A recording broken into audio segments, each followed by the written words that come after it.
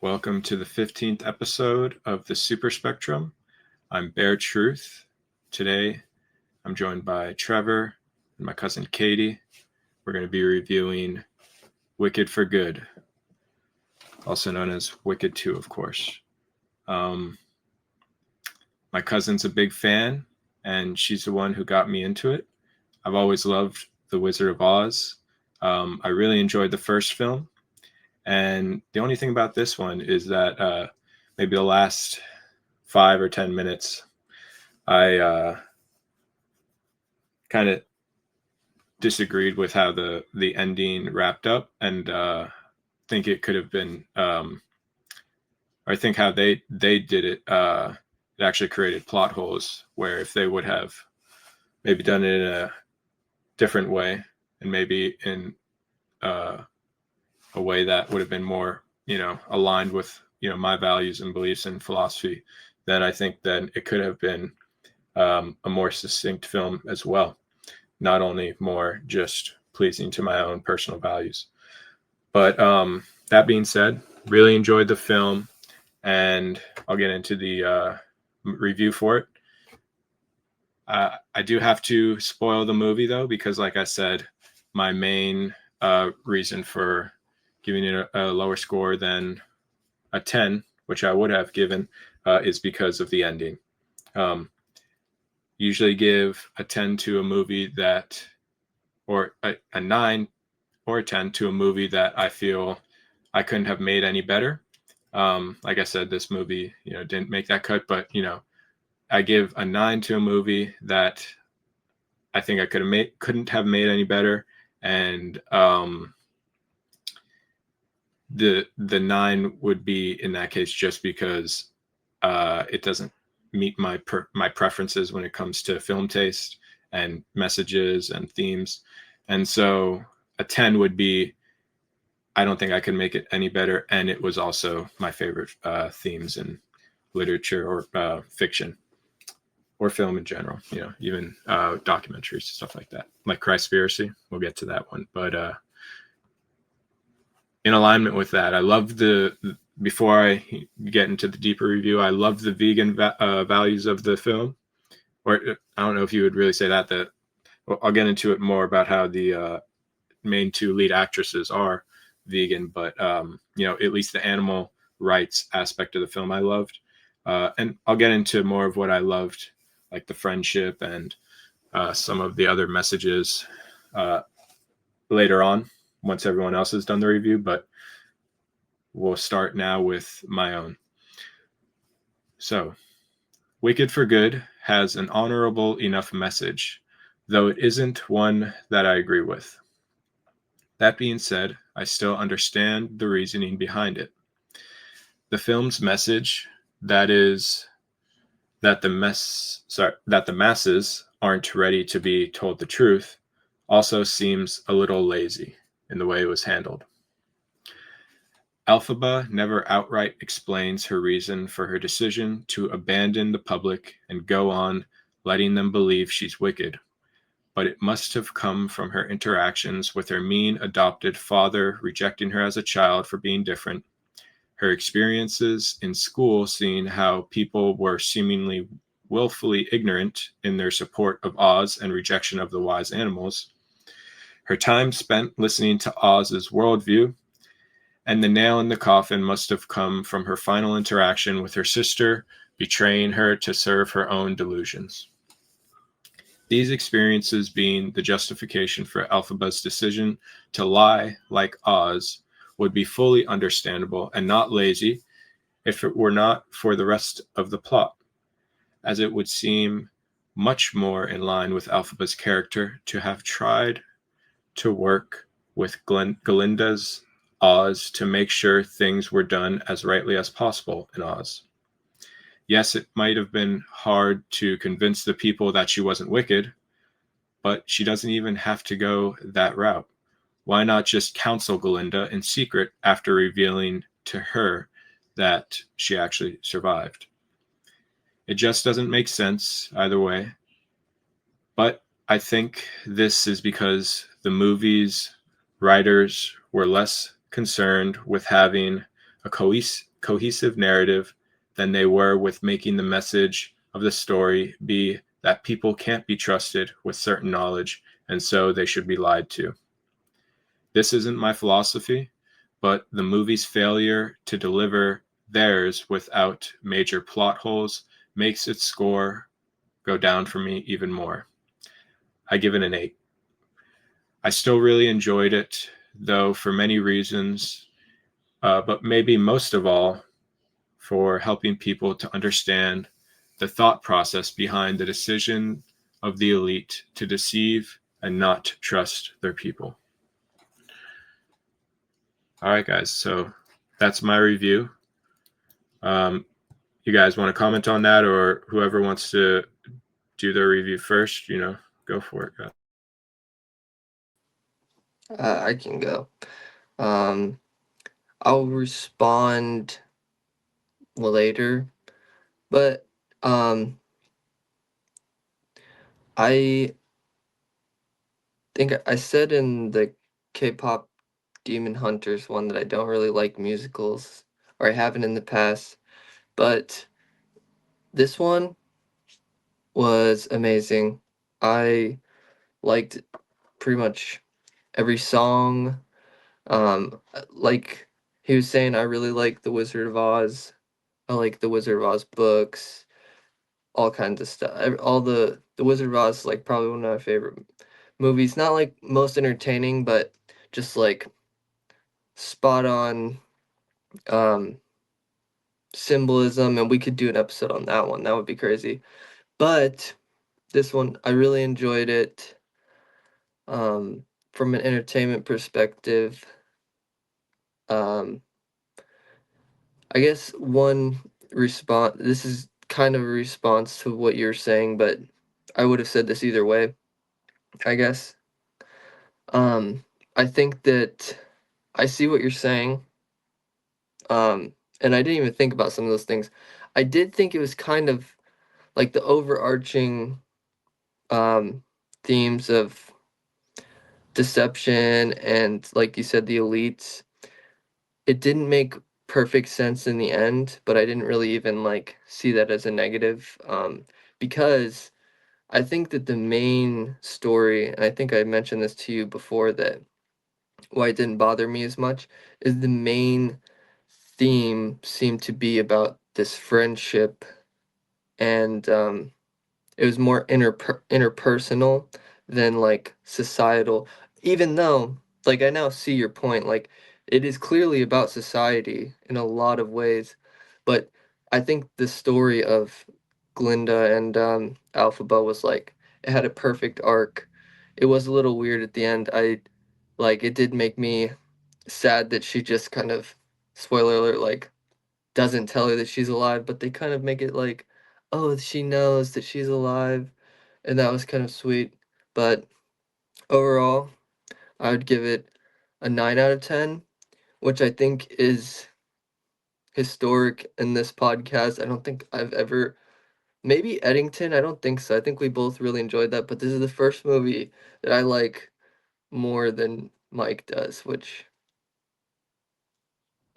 is interesting. But yeah, I liked it a lot.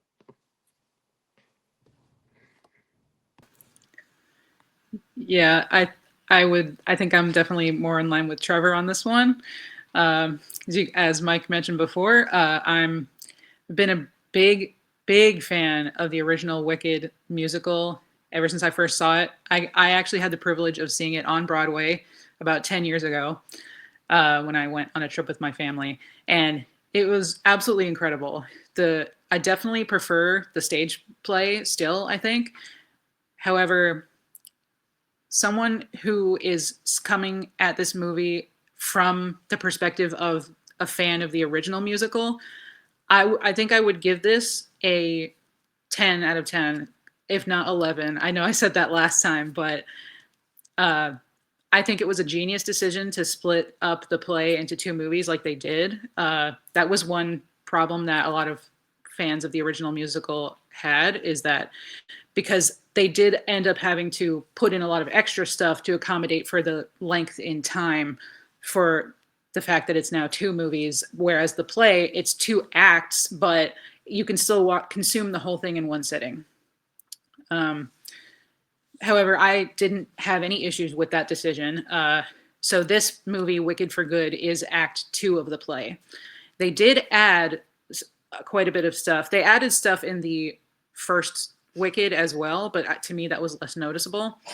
But they actually added 2 extra songs in this movie that were not in the original stage play. I thought they were fantastic, though. I think those songs were No Place Like Home and the one that Glinda sings towards the end, The Girl in the Bubble. I think that one is called. And I think they were both great. Yeah, I think overall, I do see your problems that you had with it, Mikey. Because, sorry, bare truth, whatever you prefer. No, it's not important. Okay. I guess I never really looked at it from that perspective because to me, I had always just seen the story of Wicked as being like a retelling of The Wizard of Oz, because it's all about what takes place before Dorothy gets to Oz, and it kind of encompasses all of that as well. So they were kind of narratively put in a tough place with the decisions they had to make, because they had to make sure everything fit within the canon of the original story of The Wizard of Oz. So I'm disappointed too at the ending. Go ahead, Bub. Interesting you brought that up, because yeah, like I guess one of the ways that I felt the movie could have worked better, that I described how she could have, revealed herself to the people, right? That if they're, following the Wizard of Oz, that would have never worked. But like I said in the review, that would have been the even harder to pull off situation for them. She could have easily let herself be known only to Glinda, and then, like I said, be a counsel for Glinda. And I think that would have been a better ending. But, I don't like to really criticize things too much. It's not, I like staying positive and optimistic. So whatever. It's not like I still love the movie. No, I definitely understand that. It does make me sad too, because I think the standout of this story of Wicked, other than the music, is the friendship dynamic between Elphaba and Galinda. Like, that's the center of the whole thing, I think. So, and you can attest to this, during the song For Good, I was a weeping mess, like I knew I would be, because it's a very emotional and touching song. It's a beautiful song about friendship and how relationships and people affect each other's lives. And I love that they titled, instead of like Wicked Part 2, which is kind of what it is, they titled it Wicked for Good. I think that was a good choice as well, because that is almost like the culmination of the entire play story. Everything that's of Wicked that's led up to that point. I think it's the second to last song as well, at least in the play, before the finale, because it's right before, like, spoilers again. It takes place right before Elphaba dies, when she's melted by the water. And, to us, the audience, and to Galinda, she's been killed, even though, it was established in the movie that the whole water will melt her thing is just propaganda, because that was never established previously. Go ahead.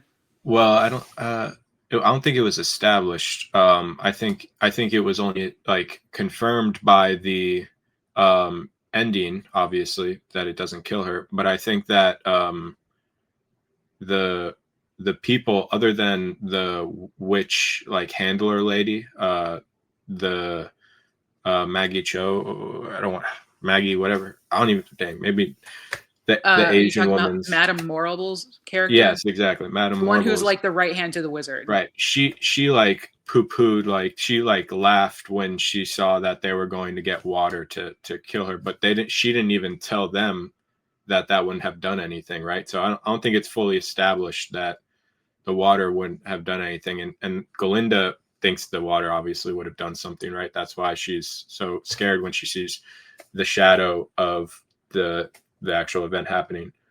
So I just wanted to say that because I think it's important to know that. I think that's some important stuff to know, because no one, like everyone would have thought she actually did die from the water, right? I don't know how you meant to say established in the film. No, that's oh well. I you mean, were saying because I'm like sorry. like water, her being injured or harmed by water was never brought up before. Someone in the audience, or one of the Munchkins in Munchkinland, I think maybe said she's so impure, water will melt her, something like that. Exactly. Yeah. Nothing about, there had not been anything said up until that point that like she can't be in water or be touched by water or something. You know, so I had always just seen that as that it was mob mentality, people making up lies to fit their narrative of this is a bad person, and obviously she needs a way to be defeated, right? So that's how they come up with that. I guess we're kind of just jumping ahead a little bit into the ending. I'm sorry about that. Sorry to interrupt. Well, I did that with my review. I No, jumped into the end.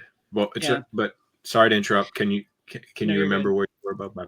No, we're good. Yeah. I don't remember why I brought up the water, but yeah, overall, 10 out of 10 movie for me. I think you were talking about the friendship and the second to last song or something when she's getting the water poured on her. The song For Good takes place right before she gets melted with the water. That's what you're right. Thank you, Trevor. And I was saying how I think that was a really good choice to title the movie Wicked for Good. So I never really considered the issues with the ending that Mike had before, because I was just coming at this from the perspective of a fan of the original musical Broadway play, and also as a fan of The Wizard of Oz myself. So there's a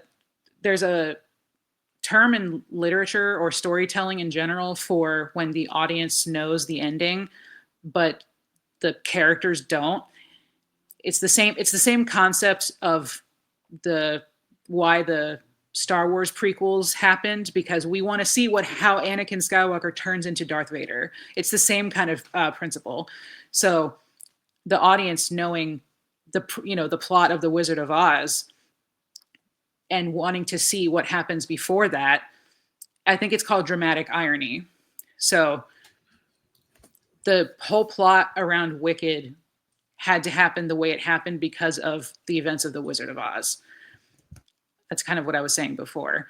So I never really considered the ramifications of the events of the ending of Wicked, but yes, it is very tragic, and it breaks my heart because basically Elphaba and Glinda, the implications are that they're like separated forever, which is really heartbreaking. Yeah, my the biggest tragedy for me maybe is now that you've cleared that it wouldn't have even made sense if she would have came out to the people, which would probably be my favorite outcome. But I think the biggest tragedy now is just that, yeah, like you said, like she doesn't tell her friend, and I think the world would be better if she did, not only for Ariana, but like I said, the world, because Elphaba would be a much better leader than Glinda, obviously. But going on that, if you don't mind, the ending for me, I actually remember when we watched Wicked 1 together, Katie, I was hyped because I also knew that, or I didn't know because I didn't have it spoiled at the time, but like I imagine that the title Wicked with this character who's not wicked, right? But meanwhile, we know the ironic or dramatic irony of the true story of the Wizard of Oz, where she ends up being framed as an evil person, right? I remember at that time in my life, I really like was more aligned with like the like I thought there was a bigger point to the deception of the masses at in some circumstances, right? And I was more aligned with it, but And that's and part of the tragedy of it, is that there really wasn't a larger point, right? like there wasn't a larger point for in Wicked for Good for them to do it, or I think so. Yeah, like it was okay. like Well, Elphaba kind of just felt like she had no choice but to play into the caricature of what the audience yeah. of what Oz already thought of her. You Yeah, know, that's more understandable, but like why not well, really quick, I just want to finish it. Like in between that time, I became more aligned with the philosophy I have now, and now I think you know, now Wicked that's One is interesting because without Wicked One was only a year ago. Sorry to interrupt you yeah, no, again, yeah, but a lot has changed. A lot changes, quickly.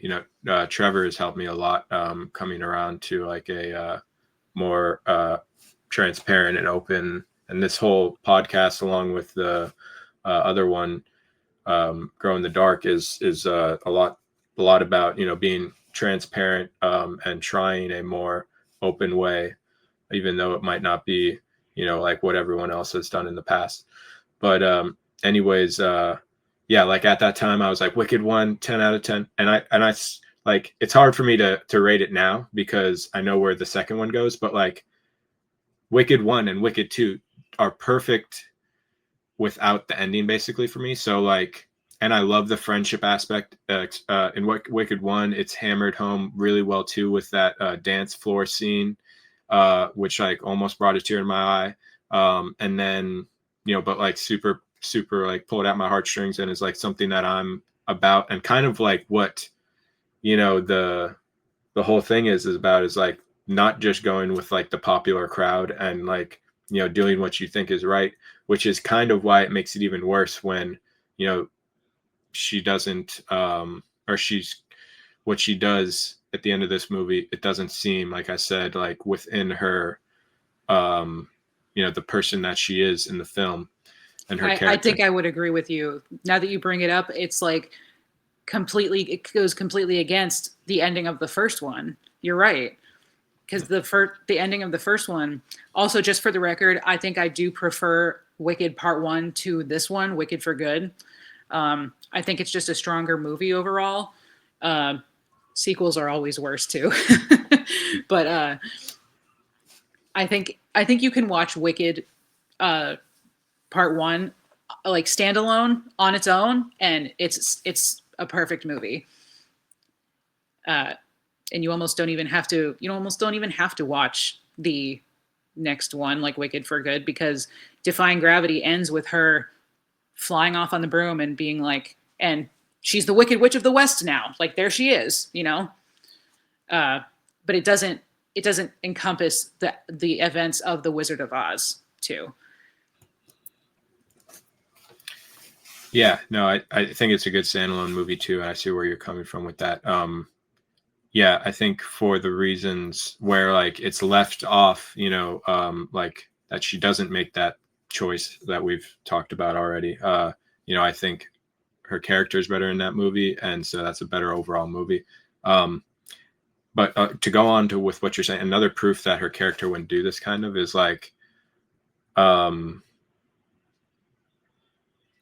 she literally says to, like, when Oz goes, some animals need, what was he saying? Some animals are too dangerous for, or like, was it like basically like the Exactly. smart animals can't talk because they're going to be destroying my thing. What did you say, Katie? I don't remember exactly what the wizard says in regards to the animal. I just remember in Wicked Part 1, he says something along the lines of the best way to bring people together, to unite people, is to give them someone they can stand against, like give them an enemy.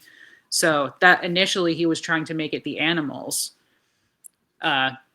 But then once Elphaba goes, pushes hard against that, and clearly she's like already an outcast. She's green, she's been outcast her whole life. That I guess he transitions to make her the enemy because he's going against him or she's going against him, and it just ends up working out that way. So he says the best way to get people to what is to the best make way to bring them an people enemy? together is to give them an enemy. That's basically what he says. That this is an idea in Watchmen. You'll have to watch, or you'll have to read the book or watch it. Watchmen is it gives you it gives you so much understanding of like what's going on in the world, in my belief. And Watchmen, sorry, yeah, just check that out. But yeah, if I Project Bluebeam, right? That was the make an alien invasion so that there would be like a and then Ronald Reagan said, like, if there was an alien, then we would all come together to maybe that would unite us all so that we would fight against the alien instead, right? So this is a psychological thing that they try to do, and it's done. It's done a lot. But anyways, it's done a lot. I could think of a lot right now off the top of my head. That I'll just Osama bin Laden. Let's start there. Right? I was gonna say, that's ancient. Like, since war has existed, that's basically what war is. Like, we need to go get those guys so that we are all okay. And then everyone's like, yeah, let's get them. Yeah. This movie is deep, deep. But there's so many themes that can be discussed with Wicked in general, The Wizard of Oz as well. I real quick, I actually want to change my rating because I actually did have a problem with the movie. It wasn't a big one, but as someone who, again, super fan of the original musical, the original play, one of the first songs in Act 2 of the play is a song that the wizard sings called Wonderful. They did include this in the movie, of course, and this is one of the things I applaud the movies for, is for staying as true to the original musical as possible. That's one thing where a lot of movie adaptations from stage plays fail, and that's where they get a lot of their criticism come from, because plays are generally longer than movies, stage plays are, so they have to cut it down to fit into one movie. So I think because this was clearly a passion project for everyone involved in making the Wicked movies, they didn't want to cut anything out. Also, they wanted to make as much money off of it as possible. So that's why they decided to split it into 2 movies. But because they did that, they didn't have to cut anything out. So Wonderful is one of my favorite songs of the original play. But I don't really like the way they did it in the movie, because in the play, it's a very like show-stopping number to me. Like it's very upbeat and like it's just a bop. You know what I mean? I'm not very good at describing music, but that's one of the best songs to me. It's super catchy, it's super upbeat, but they kind of mellowed it out and stretched it out like unnecessarily to me in the movie. They also had Galinda in there singing along with it, which to my knowledge in the play, Galinda wasn't a part of that song. It was just between the wizard and Elphaba, but they put Galinda in that song for the movie. So I didn't think that one really worked so well. So that kind of bummed me out a little bit. So I'm going to bump my rating for the movie as a whole down to, I think, probably 9 out of 10, because that was the only main problem I had with it. Again, and this is coming from a fan of the original musical, so if you don't have that perspective, you're probably going to see everything differently, you know. But I definitely recommend giving the original Broadway play, the original soundtrack, the cast recording, a listen, because it is very different from the movie soundtrack. Different singers, of course, different actors, that's all different. But the arrangement of the songs themselves and the way they're performed is different as well. Uh, and I'll always love those. I think the movie does make it, they're different, like I just said, but the movie does it also really well. And they kind of stand separately. Like it's hard to compare them, at least to me. But I definitely recommend for those who are interested, giving the original stage play soundtrack a listen. The movie seemed like some of the songs might have been shortened. Obviously, well, not obviously, but maybe obviously to Katie is well, actually, not obviously to her either. Katie, I've not seen the musical, so I thought that was obvious, but maybe it's not. But basically, well, that's kind of what I was saying about Wonderful, is that they actually didn't shorten that one. They lengthened it. They stretched okay. it out, which I thought was they made it slower and more boring because like in the original play, that song in particular, Wonderful, is very like boppy and upbeat and catchy. And they kind of slowed it down and stretched it out for the movie. And I was like, that just kind of ruined it. Were they trying to drive home the point of like it's not really wonderful, right? I don't know if I'm not I so can't sure, even remember that actually. song in the movie. Yeah. But I'm just saying maybe there was a reason at least, but that song is kind of, it centers on the wizard. He's the one who mainly sings it. And it's kind of about how he lies to everyone. Like they call, the lyric in the song is like, they call me wonderful. And he just kind of leaned into that. And it's only because he lied to everyone. But it also might be because they saw him float down from a hot air balloon, and I guess the citizens of Oz had never seen anything like that happen before. So to them, that was magical. They automatically dubbed him a wizard. So this is kind of another theme in the story, is that like the characters end up kind of just fitting into these niche, what's the word? The characters just can kind of end up filling the role that the citizens give them. So it happened with the wizard. Like he couldn't read the book, but the Grimmery, their spell book, that the one that Elphaba can read. But I think the citizens of Oz like see him float down from a hot air balloon. They've never seen that before. They don't know what that is, and they automatically think like, oh, he must be a wizard. And then they give him the book to see if he can read it, and he just pretends that he can, and they believe him. So, the wizard, when he first arrives in Oz, they're kind of he's kind of already seen as this incredible character, and then he just seals the deal by pretending he can read that book. And then Elphaba, in the same vein, she's automatically seen as bad and different, at least because she's green. And then she tries her whole life, her whole childhood, up until she gets to, that school where she meets Glinda. She tries so hard to prove them wrong. She has these powers as well that she can't yet control. And she struggles like for so long to prove people wrong that she's not evil. But then she's put in this place where she can't, like, she's forced into it by the wizard, basically. And then eventually she just gives up and just decides, okay, if people are going to see me as wicked, then that's just how I'm going to be. That's that song, No Good Deed, I think it's called, where that's basically where she's accepting her role of being wicked. Because she can't fight it anymore. So, and, at that point, her sister's just been killed. Her lover, Fiyero, is, spoilers again, her lover, Fiyero, she doesn't know what's happened to him.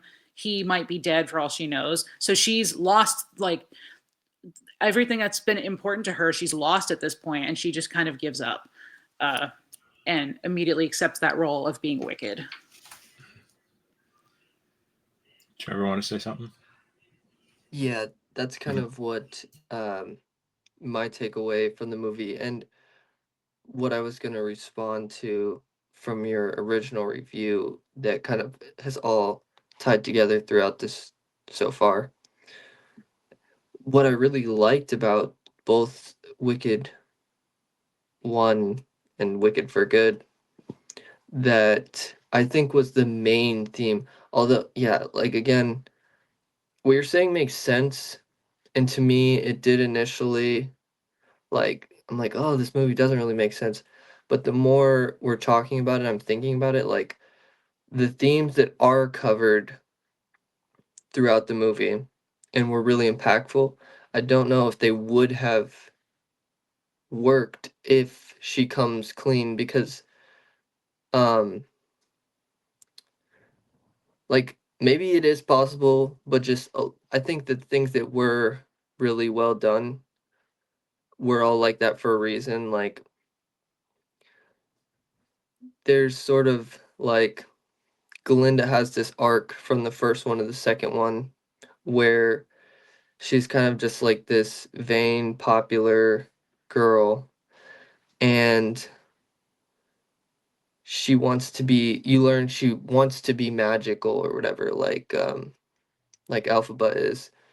And I think fast forwarding to the end, like I think her arc, and I'll say something similar about Alphaba and the wizard in a second, but the way it played out, and even in the end, although it's super sad, them, you know, being separated from each other basically forever, I think that was important for Glinda to become sort of like, she had her own hero arc in a sense, and she now has to be good. Like, she's the one in charge.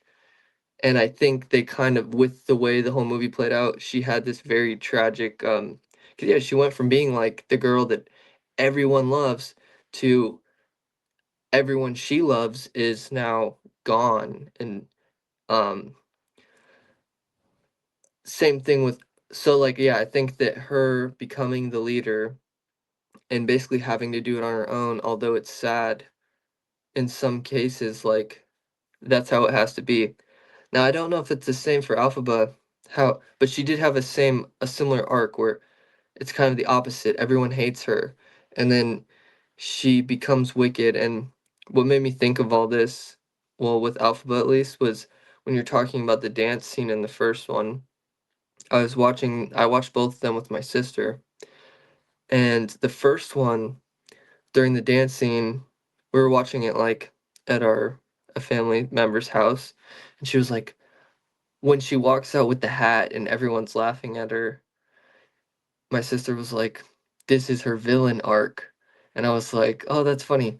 And then like we're watching the second one, and then she like truly becomes a villain, like during the no good deed song. I'm like, that's literally the villain arc. Like, she's now becoming, in her eyes, a Exactly. villain. Exactly. And she has a different path where, similar though, where like Glinda has to go be on her own to be a leader. Alphaba kind of is a leader throughout the whole story, and she has to go be on her own, or at least without Glinda, to have her freedom and her relationship with uh Fiero. Fiero. And I don't think that that was necessary. But okay, the one last thing about all that is with the wizard. So I want He, to just put a pin in Fiero to talk about later because yeah, that's all I'll say for now. I just want to talk about Fiero later. yeah, for sure. But the wizard, not as intense of a. What is actually very intense when there's a whole, from the beginning to the end. There's this he's her dad thing, like it's never addressed through the whole thing, and it takes her dying dying to, for him to realize that that was his daughter, and he wanted a family throughout the whole time. Like, so Glinda wants to be magical, Alphaba wants to be, she, like Mike is saying, she has this like noble, um, she wants to free the animals, or she wants to tell the truth. And now as I'm saying that out loud, I do see more so what you're saying, Mike. Like, yeah, her whole thing was to tell the truth, and she never really did. But I think that she kind of gave that responsibility, or she didn't. You're Well, right, she Mike. totally It's leaves the animals freaking like. What I if She know leaves the the it's animals, what if but she also it's Adriana interesting. or Ariana doesn't It's freaking fuck interesting. the animals? Sorry. What if she turns her back on the animals because she's like, you know what, that hot guy, the only way to get him is if I take the money from the super PAC and then I blah blah blah. Like, I no, trust that fuck Galinda that. would. Excuse me, but I trust that Galinda would, just because of the whole story, she would, take care of the animals. that's fair. That's fair. But what That's fair. But but what I completely still, agree with you with is, why would she tell her? Why would she make her promise that she'll never tell the truth about? I guess she kind of, is that kind of what she kind of does though. Isn't the whole, both movies are her telling the Munchkins what happened, or no? yeah, it's like Yes, yes, it the is. first movie begins with her telling the Munchkins up until a point, and The then the very second beginning starts movie. with the Wicked Witch is dead. So yeah, it's her telling the story. So And Galinda does kind of tell the truth in the end, or does she leave out? I guess so. Yeah, because she tells the whole movie starts out, the very beginning. The first thing she says is that Elphaba was an illegitimate child. So I think yes, she does eventually tell them the truth. The alphabet doesn't, not and I that don't. she was not that the lady was not wicked though. That's never told. But I think She that the just whole. says that we were acquaintances or something, right? But I think the fact that she's telling them At the all this beginning. story, the two, basically the movie that we saw is what they were being told, essentially, and so she is kind of telling the No, what truth. we And saw is what happened, but a lot of mm, what was being told, I guess. Yeah, I guess. But what happened is Uh, is no, Glinda's no, it telling wasn't. us It what wasn't happened. what was. No, no, yeah. Um, no, she's like, we went to school, and then it just uses that as a cutaway, and then it shows right after that later on in the second film what the sentence that comes after that. So it's not like a story that she's telling. It's just we're literally being Well, flashed back into what's going on or what but happened. she also does say to the Munchkins that I think it's before. Well, I can't remember exactly, but she says, leading up to that scene where you realize, well, I'm sorry, I'm a little all over the place, but she says like she had a mother and a father, and every family has their secrets, and then it kind of plays into that scene of her mother having an affair with this mysterious gentleman who gives her like the green potion bottle thing. Um, so like that's the very beginning, like that's the very first thing that Glinda says, and that we see as the audience, like Mhm. also, and also, the citizens of Munchkinland, she's telling them. The title is telling you though that she doesn't tell them because it's wicked for good. And it even says in the song, it might not be for better. This is what I'm talking about, right? They're making this Gotcha. Yeah. choice. They're making this choice to deceive everyone, But I but want no to. one knows what the right choice is, right? It might not be for better, right? And so she's wicked for good, right?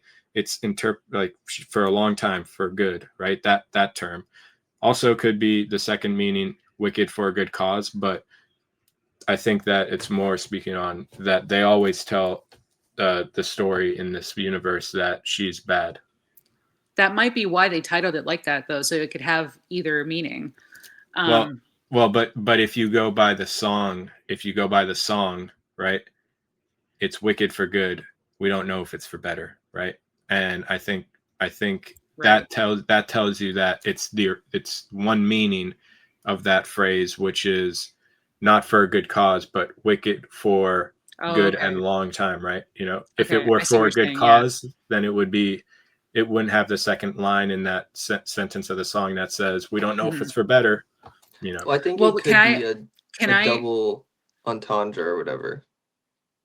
there's and I partial double meaning, but like I was saying before, double entendre or whatever, but it's not. Yeah, it's not fully like one of the meanings. The secondary meaning is much more of a stretch because it's not even using the lyrics of the song properly. Well, I just want to say really quick that they, just in case there's any misunderstanding, they titled this one "Wicked: for Good" after the song, because remember, this is just the second act of the play. So the whole play itself is just called Wicked. So they only called this one "Wicked for Good" because of that song "For Good" in the play, in the second act of the play. But I do like that it brings up all these potential implications. But I also wanted to touch on what Trevor was kind of saying towards the end of what he was saying about how there are these kind of hypocrisies that happen across both movies, both acts of the play. And to me, there's a song at the beginning of Wicked Part 1 called "The Wizard and I," and it kind of ties in again with the song in Wicked Part 2, "No Good Deed." In the song "The Wizard and I," she's kind of laying out like her desires and what she hopes for going forward, because like this is like the beginning, it's like the beginning of her journey of the story. So her main goal, like her hopes were laid out in that song. She really just wanted to be accepted. That was what that whole song was about, "The Wizard and I." She wants to do good so that she can be accepted by the wizard and therefore be accepted by everyone else. She kind of even says in that, That's a selfish reason for being selfless. yes. So she even says in that song, like, maybe the wizard might have, I'm paraphrasing, of course, but the lyrics basically say, maybe the wizard might even have the power to make me not green anymore. And then she goes, oh, but of course I don't really care about that. But if it happens, I'm not going to say no. You know what I mean? Like that's kind of what she was getting at. The temptation, Then, a lot of temptation themes with the bubble, growing a right, bubble thing. right. Having a bad conscience later, I like. And then it kind of connects again in that song, "No Good Deed." She says, the lyrics in that song, she says, was I really just seeking good or was I just seeking attention? And then that's how she kind of like eventually, weaves through the course of like what she's thinking in her mind as like, okay, maybe I was never good. Like that's kind of the culmination of that song is like, I'm wicked.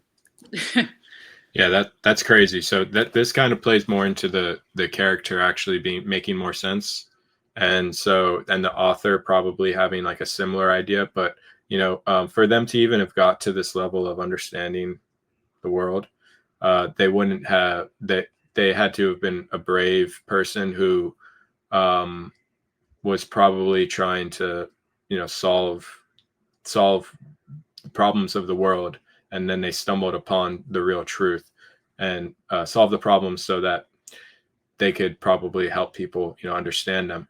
So I think, but then of course there's the question, are you doing it for more for attention, or are you doing it more for helping people, right? And that's kind of where it comes in, is like, what decision are you going to make, right? Like, are you going, yes, you're going to, you could justify that you're going to help people either way, right? Like I said, right, the noble lie, right, deceiving people to blah blah blah, get something good from it, right, for the greater good ideology, right? But that might be not the best thing to do, right? But it might give you more attention, and maybe that's part of the justification too, is like, well, this choice will get more attention and maybe greater good for all, just more people, but it won't really get the ball rolling for anyway. The choice I've gone down is that, like, I'd rather just like get the freaking ball rolling, even if it's not for that many people. I think eventually it will, and the right people will find it. But either way, we're going to talk about all that stuff, I'm sure, in this show through different movies and podcasts. But this movie, just to piggyback off of that really quick, Wicked is like a perfect example of how like great art comes from great art, and like it kind of snowballs and builds off of previous work, because this is a movie that's an adaptation of a musical, which is an adaptation of a book, which is an adaptation of a previous book and movie. Right. So it's like come from such previous, like so many things before it. Right. And the thing with art is that it's that soft disclosure way, right? Like the people who made the art probably could literally lay out what the heck's going on, but it might not get to as many people. So like you're saying, right?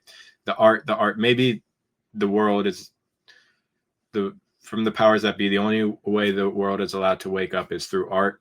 Who knows? But not like hitting the nail on the head like I tend to, but I haven't read the original Wizard of Oz book. I probably should, but I've heard that the original Wizard of Oz, the book, is actually like allegory for early American politics, like what was happening at that time. Well, yeah, they're like the Scarecrow was supposed to represent like the working class man, like the farmers or something, and the Tin Man was supposed to represent something else, like all of that. So I'm gonna look some more into that, because that's something I heard. Yeah. The on that point, yeah, Trevor, go, because I want the yeah, I think that the original author, he kind of wrote it as like that, as what you were saying, like there's like the original ruby slippers were silver, and there's like this whole idea that the yellow brick road is at the time they were talking about getting off of the gold standard, and like you're supposed to follow the yellow brick road and the emeralds. There's a lot to that one, but I think also the movie, as Mike would probably agree, that there's even more like that, like the author wrote it from his perspective about politics, but the movie is like this collaborative effort and this grand project by like basically the people that the original author was writing about, like, and so the movie is even deeper. Like it's a lot of stuff that Mike's talking about, how they talk about these societal things and they're disclosing the way that the world works. They don't, it's not even about like the way that the natural world works. Like they're kind of letting you in on how the people that run society are running society. And so like the Wizard of Oz movie is like completely, it's the same. It has all the same characters and it follows the same story that the author wrote. It still has all those symbols, but that one's equally or even deeper, because there's like they're talking about the wizard, who kind of represents the powers that be in a way. But I think, Trevor, that the wizard, I knew where you're going. Sorry to interrupt. The wizard always was the, like I've said before, I can't remember what video is in, but that the wizard, and remember Frank L. Baum, or whatever his name is, the guy who wrote the book, he was in the Rosicrucian Order, or the Order of the Golden Dawn, which I think is part of the Rosicrucian Order. He knows. You know that phrase, so, Trevor, so I don't Mike, or so I don't whatever that's called, echo. You know that phrase, the man behind the curtain, that literally comes from the Wizard of Oz. Okay. Well, no, man behind the curtain. Yeah, I don't think I've really heard that, but obviously I see how it comes from there. But that's the thing is like it is an archetypal, or at least now it's an archetype, or it's like a pattern that has, I think, like Trevor's saying, is beyond just politics. Like it's it's what our system has become, of society. And the wizard represents that person who's the expert. Now they're called experts, but there were priests in the past more often, politicians, leaders, scientists, right? These people who say they know it all, right? And you can go to them and they'll fix all your problems, right? That's what you think. And then you get there, you pull the curtain, and remember, the animal pulls the curtain, the dog pulls the curtain, right? We're going to get into the animal symbolism, but that's the oneness, the purity with nature, right? The original plan for God and everything, right? Steady, true evolution. But anyways, more in touch with the earth. You pull it back, right? And intuition, animal intuition, instinct, right? Like, in your heart, right? Like you're lying to yourself if you're saying that this guy's going to know everything, right? Because actually, you've fallen into a cult. But the thing is that you pull the curtain, and actually he's not just another person. He's not all this woo woo thing that he's pulled over your eyes with the flashing lights and all that crap. Like, he's actually just another person, and he doesn't know the answers just as much as you don't, right? There are some things you just can't know, and one of those being classic, right? A lot of they play with their fears and emotions, right? Doomsday, what's going to happen? How we're going to be saved from doomsday, or what happens after death, right? They're telling you things that they just can't know, such as like what happens after death, right? Never going to know that. But going off this really quick, I want to say the conspiracies in this film, right? I liked, and like one of them being and how they give you a view of how they might work in the real world, right? Like, remember, they're gonna get Alphaba to they want to get Alphaba, they want to control Alphaba, but then they say, Ariana Grande, she says, just go and steal the sister, and you'll get her attention, right? And then she's like, no, that won't work because of this, and I'm sure you could read into why they said it like that. And then what they end up doing instead is modifying the weather. Haven't you heard that one before? Modifying the weather to kill a person, right? And so you're literally seeing behind the scenes of how conspiracies might function. But anyways, now, other than that, really quick, I want to say something and then open the floor again, although I have other notes. But one of the ideas and the beautiful symbolism and the art in this film, which I've picked up on, is that, credit to the author of the book. I'm sure it was in the book too. She goes, like, the Wicked for Good book, the Wicked book. She goes, that the Alphaba character could only read the grimoire or the grimory, right? This is the sacred text, right? The word of God, right? Understanding, right? This wisdom, right? She can read it, but Oz can't, right? This is showing you that the leaders in power, right? Beware of the scribes, beware of the rabbi, the leader, right? Like, he is going to twist it, oftentimes, and he's going to twist it for his self-serving, right? Reasons. And it's only like this random, like town girl who's able to actually understand what the lesson of the book, right? But meanwhile, there's all these snake oil salesmen who are using the book to literally go around, claiming, that they're going to, somehow use that book to help you. But, anyways, crazy. Loved it. But, yeah, I just thought of, yeah. Sorry, I just thought of another like hypocrisy that takes place in this one, Wicked for Good. This song that I mentioned earlier that I think they added that was not in the original play. that Elphaba sings, "No Place Like Home." It's when she's like telling the animals not to leave Oz and to like stay and fight for where they live. They're like, why? It's just like what? It's just the place where we live. Like we can go live somewhere else. And then she starts singing that song, but there's no place like home. Yeah, why do I feel like am compelled to fight for this place that's rejected me my entire life?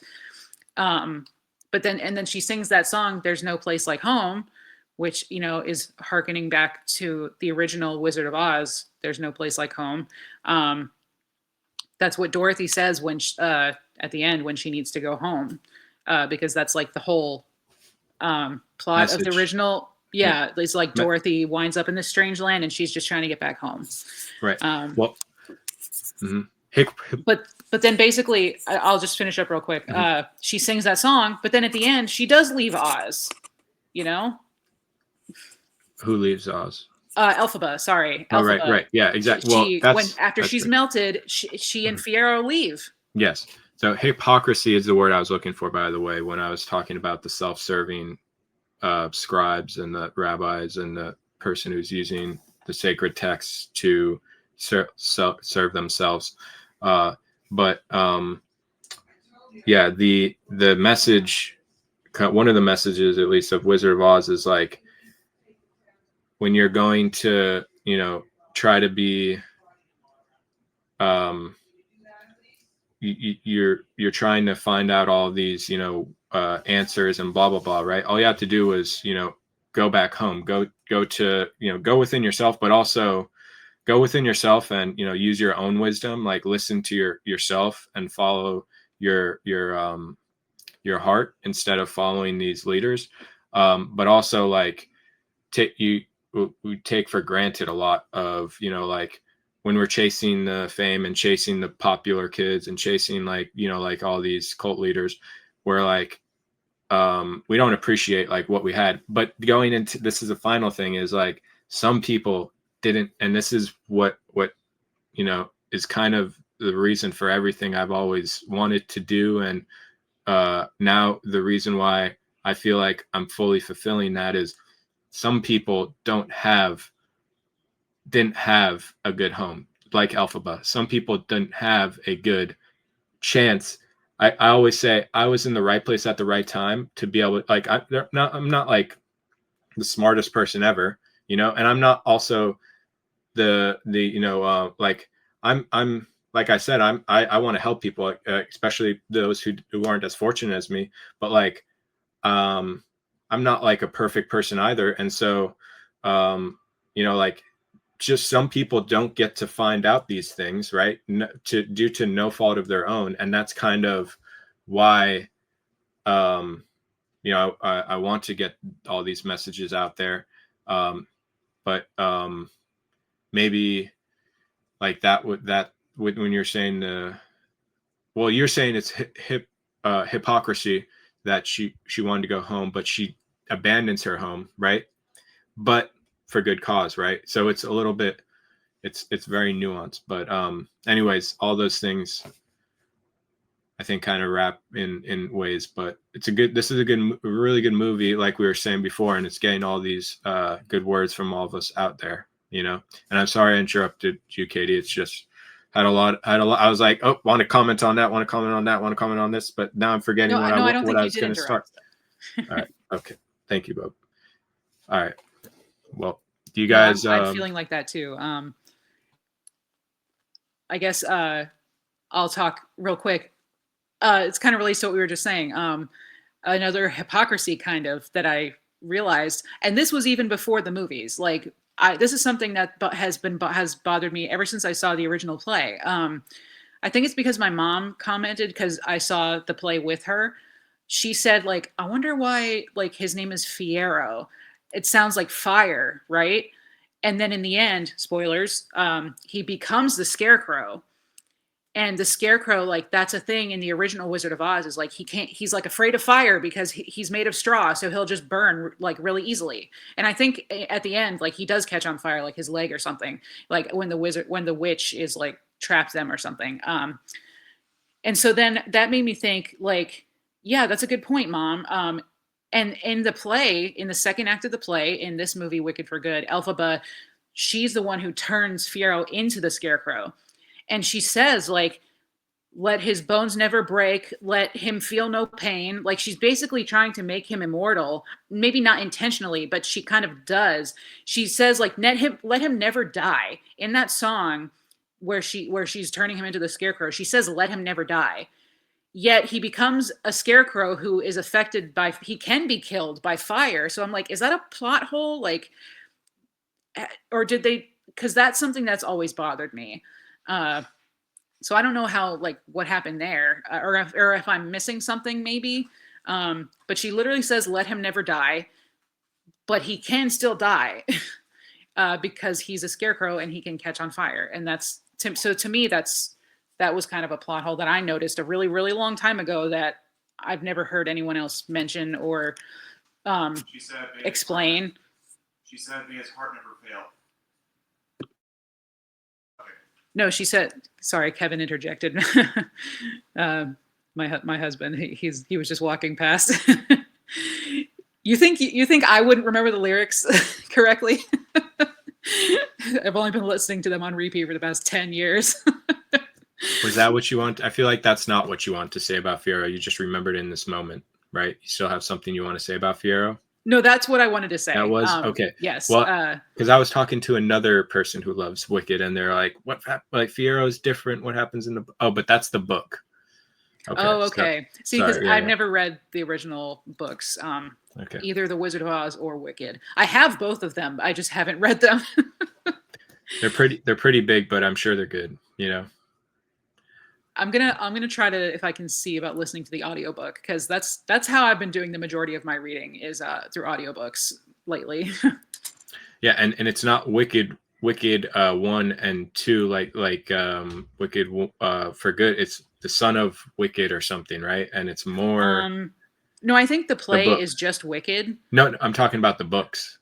Yes, the play is just the original Wicked, but there are sequels. There's a sequel. I think the first one's called like Son of a Witch.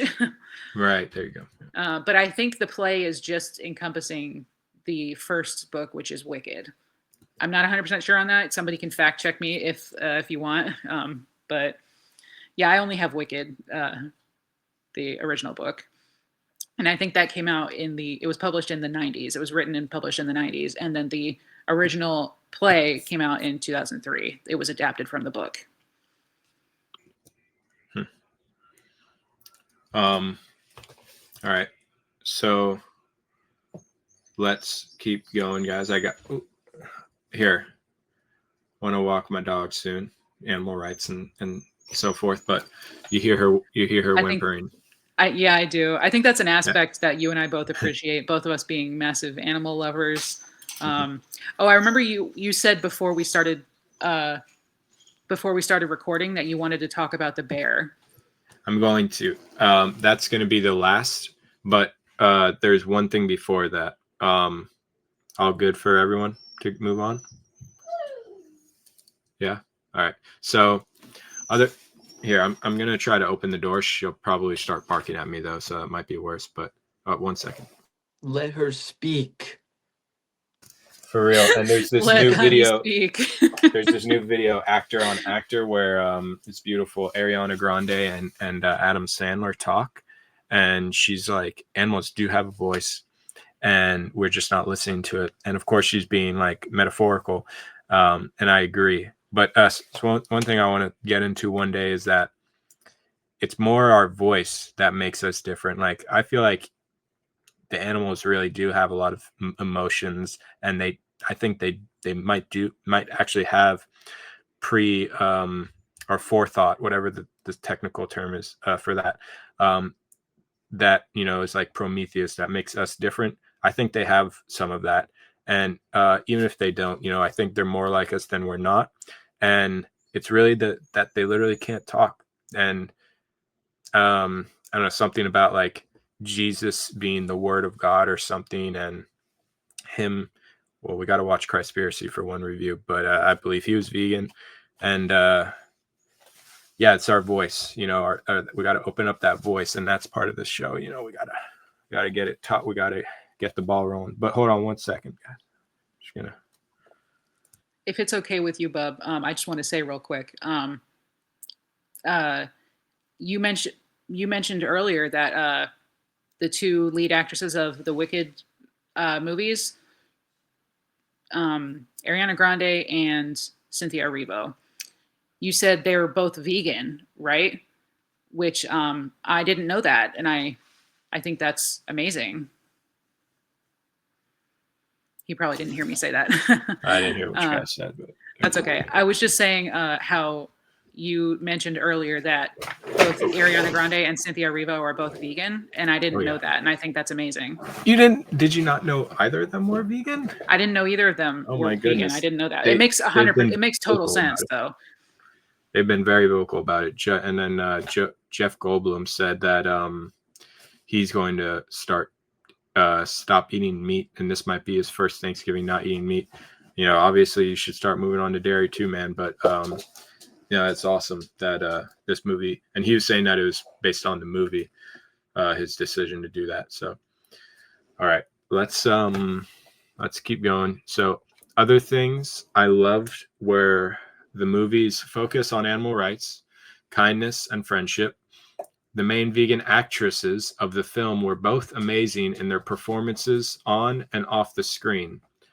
By off the screen, I mean, I think their constant PDA in interviews and almost anorexic physiques seem like some form of social engineering, but I'll take those things along with their vegan advocacy any day over Judy Garland's anorexia contract stipulations of old Hollywood.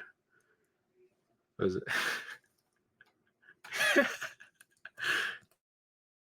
That was great, Bob. I love that. Thank you. But isn't that funny? It's totally social engineering, because like they're going back to Judy Garland. Judy Garland was smoking cigarettes to be anorexic, and now they have them both being anorexic, like in front of everyone. And is that to get like people talking about like it's like a gatekeeping thing? It's like they're telling you like these beautiful actresses and everyone loves them, they're vegan, you know, we like love them. But then there's going to be half the people who are like, well, that's why she's anorexic. And but like what, like, was the part of the contract you, what's the I'm sorry. I'm just wondering how I haven't known that they're vegan. Like how I freaking, again, massive Wicked fanatic over here. My Instagram feed is flooded with all of the Cynthia Erivo and Ariana Grande interviews, all of their whole press tour. I've seen so much of it. How have I not heard that they're vegan? Like I I'm just like completely dumbfounded that I haven't heard that until now. Algorithm. That's what. Algorithm. Yeah, Mike's got a vegan algorithm. I only follow vegan people, but even before then, like during Wicked 1, before I stopped following anyone who wasn't vegan, I was on that too, but it's because I was following vegan accounts probably that like clip every interview that she ever speaks about it. No, that was a really good note. I agree, because I have been thinking a lot about that, like, because all three, I feel like how you felt earlier. I can't think of the wizard teacher's name. Madame Morrible. Yeah. That's the character's name. But the lady that plays her, I don't know her name either, but oh yeah, I don't know the actress's name. I saw a picture of them, all three of the female leads before and after, and they're all three like super skinny now, and like anorexic skinny. And I have been wondering, like, that's gotta be that's gotta be like some sort of psyop, like a psychological thing that the producers are doing, because it could be a psychological thing on behalf of the actresses. I'm sure it is. Like, I'm sure they're experiencing some sort of something as well, being in the limelight. There it is. And there's part of it is like there's the sacrifice of the amount of time it takes. That might be part of, But I don't know. There's a, what, remember the David Icke quote? Who's going to win the election? The most divisive candidate. And what is the Jesus, or what's the Jesuit order, or like divide, or order out of chaos, right? And divide and conquer. Like this, one of the, and go back to the Jacobins, who are like, you have to invert spirituality to, you have to do all the wrong things and that will bring the good. But like, part of what they do is like divide, and then I think one of their ideas is that the people will start arguing, and that will, the friction will cause renewal, or like some like discussion, at least, hopefully. I mean, if they're not just full-blown, sadists. But like, that's the thing, is like, to think like them is like, and it's kind of like mental gymnastics, like trying to like understand, or maybe they really understand psychology, and that's why they do so much reverse psychology. But at the end of the day, like, I'm gonna start saying more, and I think I've said before, is like, the right choice is an opinion, right? What your choice and way of social engineer, or trying to get people to follow you, right? Like, there's the, you catch more bees with honey aspect than vinegar. But, and then there's the, what, I've thought before, is like, part of the reason why, is to give them that Wizard of Oz experience, right? Where the mystery, they become a detective, and so they can't get fooled again, because, and so we'll like keep throwing the lesson until they learn it, type thing. And so that might be the Jacobin thing, right? Right. If we're still failing, then it means that we still need to learn the lesson, basically. But forget exactly where I was going, but yeah, that's like, that's one way. But we don't know, like, what if there was a faster route, and a less like a route with less harm being done.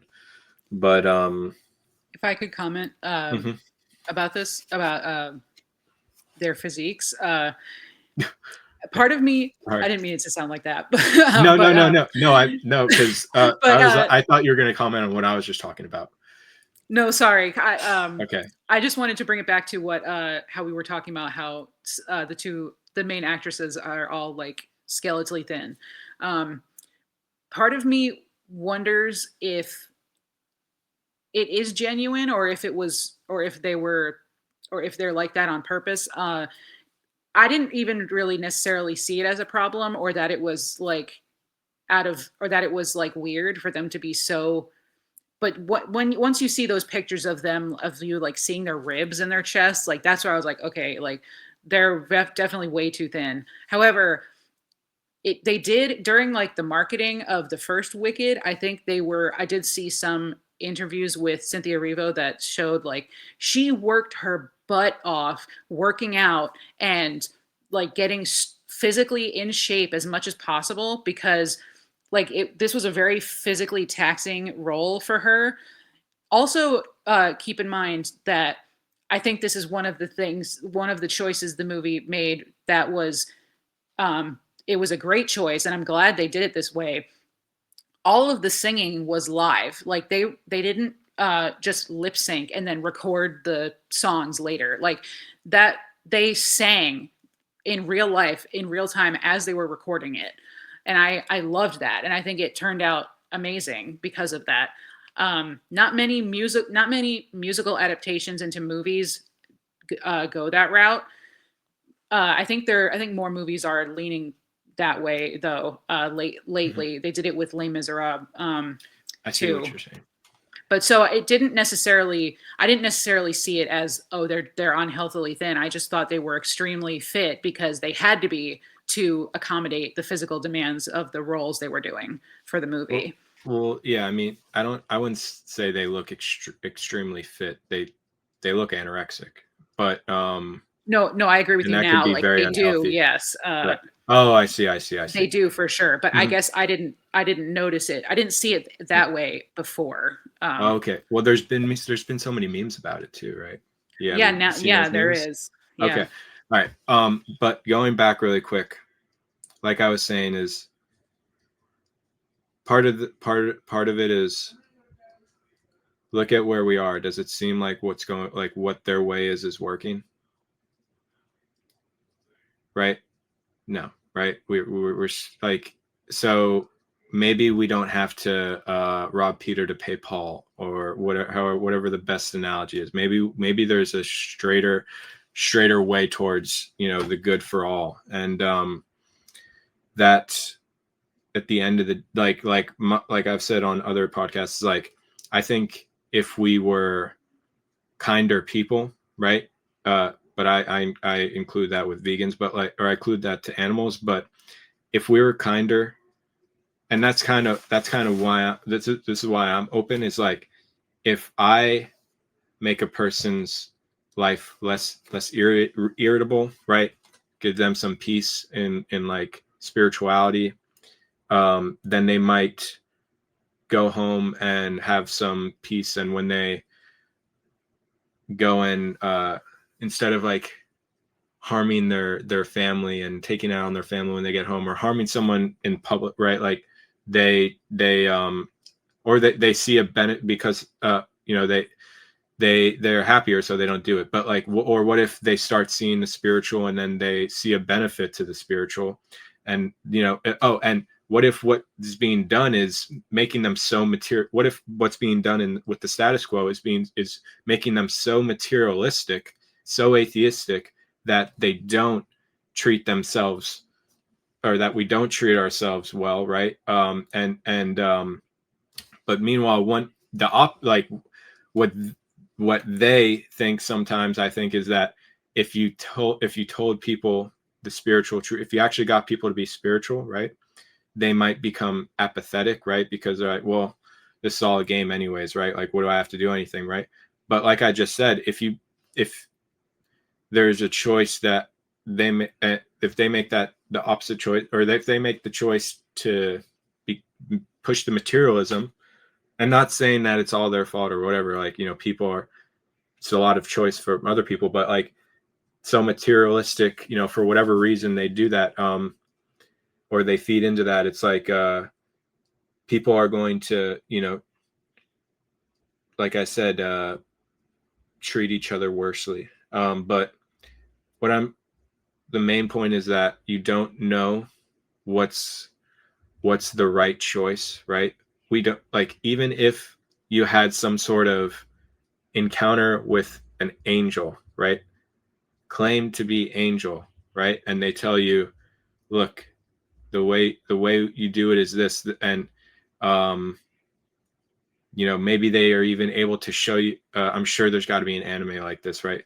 So where they're the people pulling the strings behind the scenes are talking to aliens, or alien angel things, right? And they're like, you guys, look, this is the future that you guys can create with us, and do it like us. And what if that's a freaking AI video? What if the angel is really a demon, or what if the angel is really an alien, right?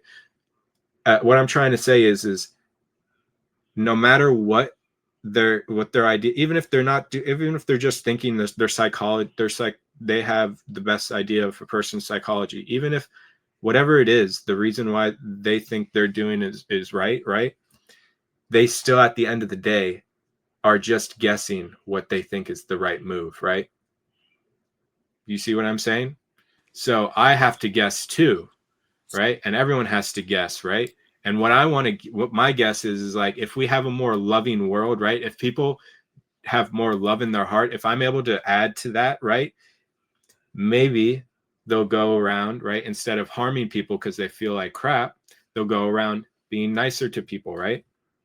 And it it it might even be against some things that I want, right? Like, I want people to become vegan, right? But and so what if I make a person help a person live longer because they're happier, and they just are not vegan, the whole time, right? And now, like, my vision of the world's evolution doesn't get served, right?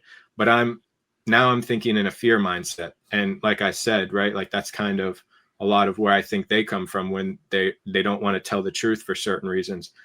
I'm gonna, I'm echoing from someone, if they can mute. Yeah.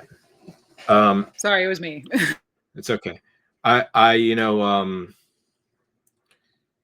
We all have to take risks with what we choose to do, right? And we're not going to know what the outcome, of, or the repercussions of all of our actions are, right?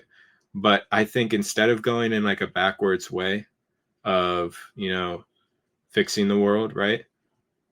Why not just hopefully try a more straightforward, more just maybe more logical. Like I said, Trevor has helped me, the love of my family, Katie included, right? That they instilled in me, got me all the way here. My love for my friends, but also Trevor, like I've said before, Trevor, I brought up a lot of this in phone calls to him.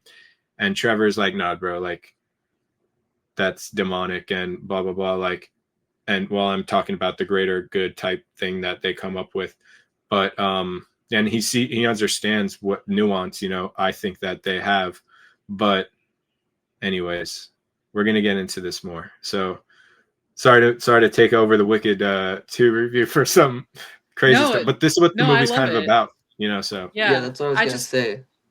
And I just wanted to say real quick, I think it's funny that you said, I'm sure there's an anime that relates to this. I think that's hilarious. But I was actually thinking of a sitcom. I don't know if you've seen. I wanted you to say anime because I know you love animes. I love right? anime, yeah, Tell and me I'm what sure there sitcom, though. is. But I think the sitcom I was thinking of, I don't know if you guys would have seen or heard of it. It's called The Good Place.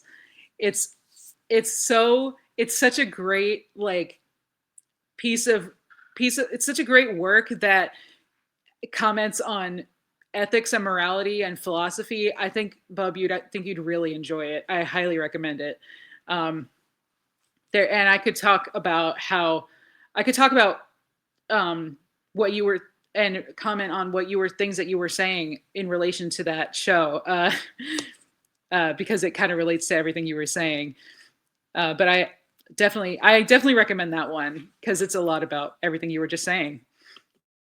Oh, that's awesome, but like I'm like so hyped now, like Jesus, like, so I'll definitely watch that. A Great Place. What genre is it, I guess?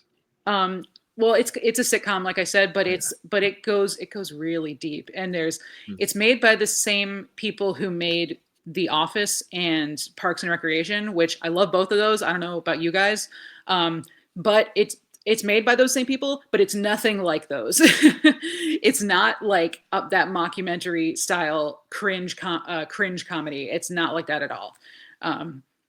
It's it is a comedy for sure. It's very funny, but it goes in some really deep and spiritual places with the subject matter, mainly towards the end as it goes forward. Like, I think it's like 4 or 5 seasons. I can't really remember. But I think as far as anime goes, in terms of like morality and spirituality, I think a good one would be Death Note. That one is really good with commentary on, good and evil and all of that stuff. I've always been attracted to that one. I didn't know, well, morality. Yeah, morality is like a big thing for me. So I would like to see the way that they comment on it, even if it's not in the same way I'm talking about. But it also, Death Note, at least, I think The Good Place is about like heaven or something, or is it something like that? Yes. Basically, the premise is when you die, you either go to the good place or the bad place. So like heaven and hell, but the secular version. Right. But Death Note, cool. It does cover, if I remember correctly, it kind of covers the powers that be side as well that you're also getting at. Like, yeah, there's kind of like a governmental side to it as well. And like, but Yeah, it's a little bit different than what you're describing, but I haven't seen it in a while. But yeah. But I know you said, Bub, you kind of felt like you went on a tangent a little bit, but I think it still relates back to this movie because that's another major theme of Wicked is good versus evil, you know, or how Literally, even how we define each one of those things. Um, and kind of like what I was saying before about that song "No Good Deed." She was really saying like, was I really being good if all I wanted was attention? You know, like if that was the reason why I was being good, then maybe I wasn't really good at all. yeah. Well, I've definitely heard of one time. I don't really talk to this friend anymore, so but they're great. They're very nice. Nothing. I have nothing against them. Never had. Literally, like one of the nicest people.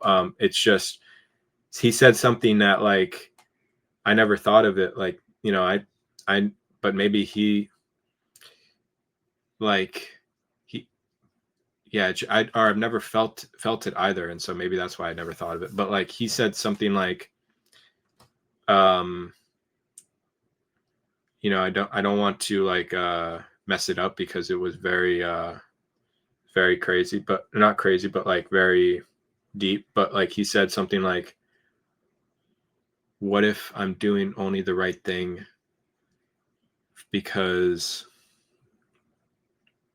it'll benefit me, something like that, like or like yeah. I think I understand what you're Yeah. putting down. Yeah. And that is something that The Good Place touches on is that like um, one of the characters in the show is a professor of ethics and philosophy. So he talks a lot about it. One of the questions that the show poses is like, how do intentions behind actions determine whether they're good or bad, or ultimately good or evil? And it's kind of like what you were saying about choices. And if and what that song says in Wicked, if your intentions are misaligned, but you're still making like the good choice or the right choice, how do your intentions play off of that? Like if your intentions are wrong, it might not be a good decision. Then it might not be the right decision. Because I think something I said to you too, Mike, after we saw the first Wicked together, Wicked Part One, is that one of the reasons I really love the dynamic between excuse me, Elphaba and Glinda is because Glinda does good things with bad intentions, and Elphaba does bad things with good intentions, kind of. But do your intentions even matter? So like because those are just in your head, and the decisions are what have actual physical ramifications on the world. The road to hell is paved with good intentions, right? Right. And this is like when you're saying it's for the greater good, right? I have good intentions, right? Well, what if you're paving the road to hell? Trevor wants to say something. Yeah, I have to throw in. I don't have to, but a lot of things you're saying, I kind of was gonna hold my tongue and not be the Jesus freak this episode. I think at least once an episode I say I have to bring up something with the Bible, but I think you do as well though. No, But go for it, guys. I the love it. the well, there's one thing you're saying about we all have our own,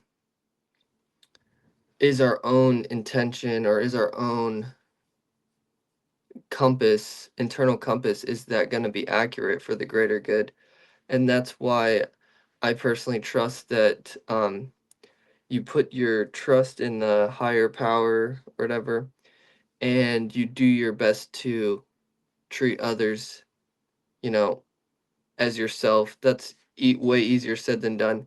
But one that I thought was interesting with this topic of like intentions, that I've always found kind of interesting, is in the Bible it says something about when you give.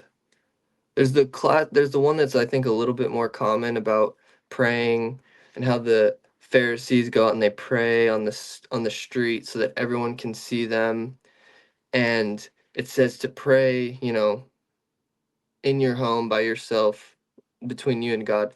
But the one that's more interesting that applies to this more is when you I forget how it puts it, but when you give money or you give charity to like a homeless person or something, you don't let your left hand know what your right hand is doing or what your right hand is giving.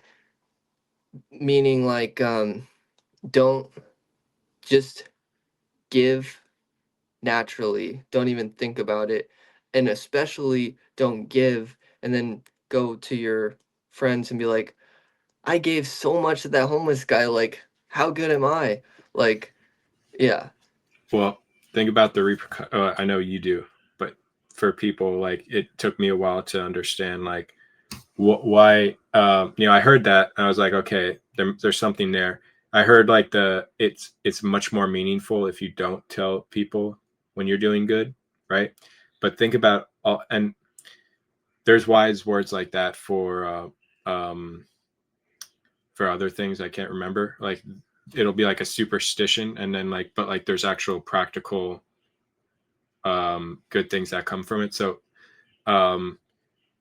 because here, if you do something good, right, and then you do something nice for someone, right, and they're like, wow, he's a really good person, he did that for nothing, or he did that for nothing, and but then they see you go talk about it, right, they're going to be like, well, he's just doing that so that he could bolster his ego and make himself look good, right?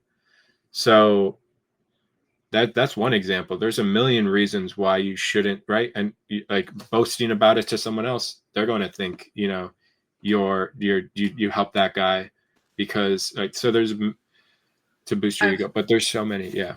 I've heard actual stories of people that will literally throw like a dog or an animal or something like into a river just so they can record themselves fishing it out, like saving it. Right. I'm Yes. like, this is what social media has come to. Yeah, that's like psychotic. That's beyond ego. Yeah. Mm-hmm. There's the 100%. other. If you do something good and you don't tell anyone about it, right? Like that literally means you were only doing it that keeps it that you were only doing it to help the person, right? Or to do the good thing, right? You weren't doing it right. so that you could help or so that you could talk about it and help yourself too. And that's the only reason I brought that up is that is a good way to check your intentions, is if you don't really have any intentions other than helping that other person. And I think the Bible, what it's getting at is like it recognizes that, or whoever they wrote it, whoever was writing that recognized that we will have those self-centered intentions. So in order to get around that, you kind of just have to not even think about it. And that's what I get at with when I tell Mike a lot, or I tell you a lot, that I just trust God. And that can be confusing sometimes because like what does that even mean? But you kind of um I don't even trust myself in that sense. I just trust that that's a little bit harder to put into words, but you know, I don't if I'm trying to figure something out and I can't figure it out, I can't trust myself, or I can't figure it out at that point. So I just have to trust. I kind of have to stop thinking about it. So I have to trust that it will work itself out, whatever that may be. If that's kind of convoluted how I put it, but um all about It's okay. intentions. That's what I was kind of getting at. Yeah. It's like it's a thing that could be taken multiple ways when you say it, and that's why it could be a little confusing. But like if you're a spiritual person like Trevor or or Katie as well, like it's just more. I could trust them saying that much more than, or I'll be less judgmental if they say that when. Yeah. I was going to say, like, I don't want to believe that whenever someone tells you or you hear about someone doing actual good, that it negates the good act itself. One of my favorite like type of content, I guess, or videos I like to see on Instagram are like those ones that are usually published by like the Dodo or something, that are like uh a family will come across like a little baby raccoon that was abandoned by its mother, hit by a car maybe, and then they rescue it and nurture it and like nurse it back to health, and now it's their family pet, something like that. I'm like, that's clearly like a good thing. And but then there's always that little voice in the back of your head that's like, did they record all of these videos like with the intention of uploading it just social media just for the views and stuff, you know? And I don't want to believe that, because I like to believe in people, and you know, believe people have good and pure intentions. And I literally kind of had these thoughts myself when I think, because I think just the other week, when Mike, when you were still up here, and when we went to when we were going to see that other movie that we just reviewed, Begonia, I told you I got held up on the way to the movie theater because there was a stray dog that I came across driving on my way there. And I was like, you know, I had to call you and tell you, listen, I might be late to the movie because I have to take care of this. And you said something like, oh, Bub, you're so sweet, or you're such an angel, or you said something like that. And I'm like, I didn't, you know, that's not why I told you that. Like, you know, I thank you for thinking that of me. But like, I see a stray dog and I need to help it. Like, because dogs are my favorite thing in the entire universe. And they're the purest beings on the planet. I see a stray dog that needs help, I'm going to help it. You know, I just had to tell you the deal. You know, I had to tell you what was going on. And bringing it up now, I don't mean to like have, you know, be displaying my, you know, the goodness to the world, like we were just saying, you know. So I don't think necessarily that like talking about good deeds that people do necessarily is inherently a bad thing. But the intentions behind it, of course, like we were just saying, that's where it all comes down to. But so I guess my ultimate point was like, I like to believe in people and believe that when there's good being done, and we're being told about it, or it's being shown, that it's genuine, you know, that it's not a fake, like that, like what I just said earlier about, you know, the people who fake rescuing an animal. I Well, wouldn't see something like that and automatically think, oh, that they put that animal in danger on purpose just for the views and clicks and whatever. Although that very well could be the case, we don't know. It's never usually so black and white anyways, because someone might you know, actually it's probably, people are very complex what goes on in their mind, right? So they're thinking, you know, I want to help this animal, right? And then it might even help them to help the animal by being like, you know, maybe they're like, it's like, but this is gonna slow me down, like, and we go through a lot, so I understand you, right? And like, you didn't help all the other blah blah blahs that, you know, you passed up, you know, because it would be probably you know, not the easiest thing to do every day, right? And so yeah, like, but that there was, and so it might be good, you know, for some of that, you know, social media interaction, right? Like that could be a positive, you know. And so it's just saying it's not all black and white, right? Yeah, I live in the shades of gray and the nuance. Like that's my jam. Nothing's ever black and white or so easy to explain away. And I, like I was saying, I only brought up that story about what happened, you know, the other week, because to illustrate, like, I had a lot of these thoughts when that happened. Like, I called you. I was literally driving to the movie. I called you because I came across a stray dog, and I'm a dog's life to me is more important than seeing a movie. So I'm gonna try to help that dog. And I called you to tell you, hey, I might be late and miss the movie.